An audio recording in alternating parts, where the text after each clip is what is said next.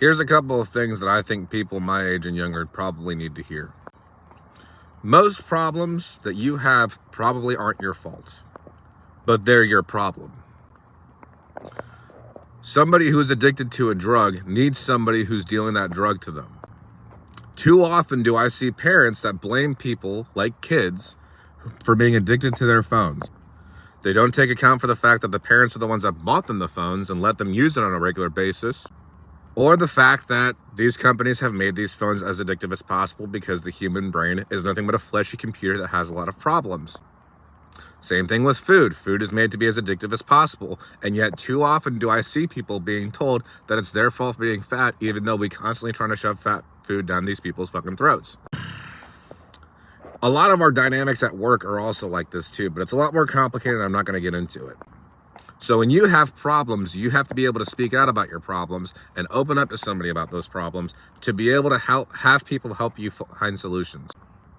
Nobody in life is a self-made person, unless if you're somebody who has nothing and you barely build yourself anything.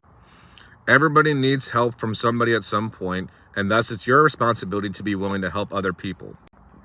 Which means if you tell me that you're having a problem, that you're having a struggle, and I'm not willing to help you, it's not just your fault, it's also partly my fault and everybody else that has a duty to actually go out of their way to help you. If you come up to me and you're trying to tell me about a problem that I'm unwilling to help you with, my opinion about your problem doesn't fucking matter to you anymore. And that's when you should close your heart to me, and that's when you should tell me then you're not worth having in my life anymore. It doesn't matter if afterwards me or even a bunch of people say that that's a you problem, or you should feel bad or guilty for having these problems, because I can only think so simplistically that I can only think of things as personal responsibility.